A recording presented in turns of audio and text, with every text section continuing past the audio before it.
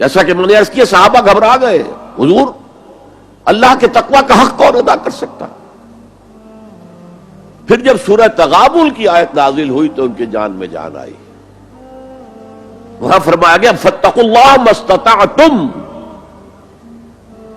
اللہ کا تقوی اختیار کرو جتنا بھی تمہارے حد استطاعت میں ہے، امکانی حد تک اللہ کا تقوی اختیار کرو. پھر جان میں جان آئی.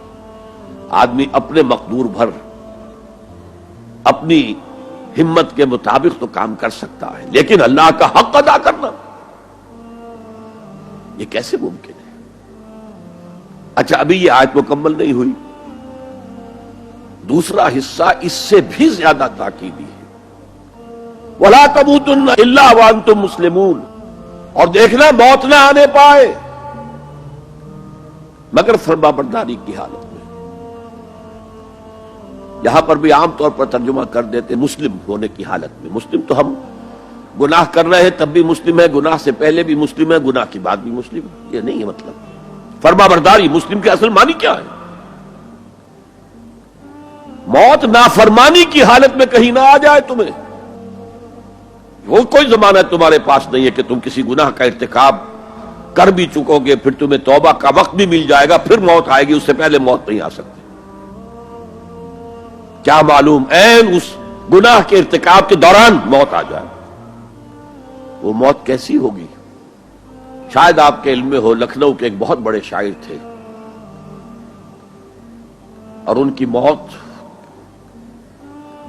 بہت ہی مکروہ حالات میں واقع ہوئی. رات کو 2-3 بجے، جس کو آپ انگریزی میں کہتے ہیں in the small hours of the morning,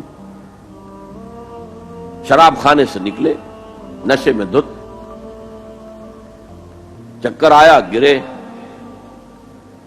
اور ساتھ ہی بدرو جا رہی تھی گندی نالی، اس میں گر گئے، وہاں سے لاش برآمد ہوئی. کیسی موت ہے یہ؟ نافرمانی کی حالت میں موت آئی ہے، شراب کے نشے کی حالت میں موت آئی ہے. اور کیا یہ ممکن نہیں ہے کہ کوئی شخص بدکاری کا ارتکاب کر رہا اور عین اسی فعل کے دوران موت آ جائے؟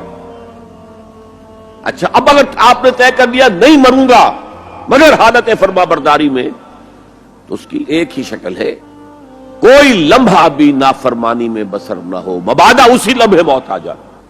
ہر لمحے کا پہرا دیجئے، ہر ساعت کی پوری حفاظت کیجئے، کہیں نافرمانی کا کوئی ارتکاب نہ ہو اور عین اس حالت میں کہیں موت نہ آ جائے.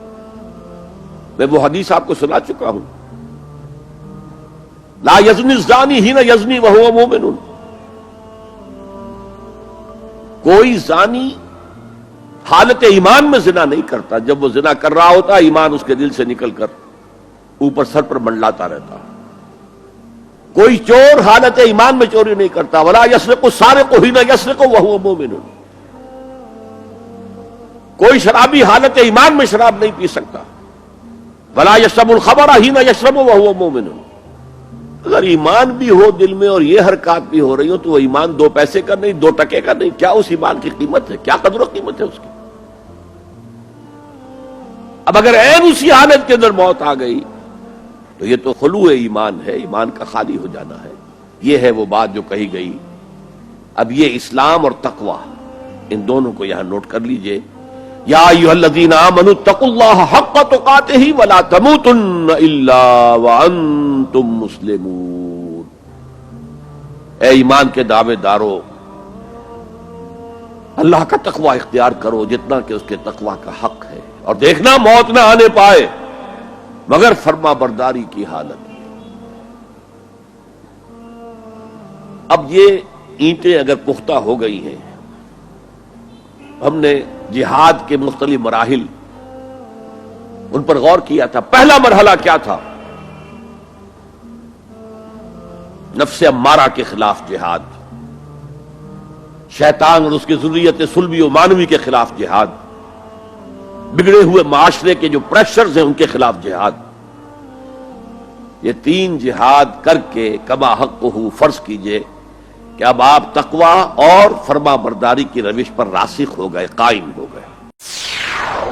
يا رب فاجمعني بكل الصحب والأحباب واكتب لنا أن ندخل الجنات بالريان.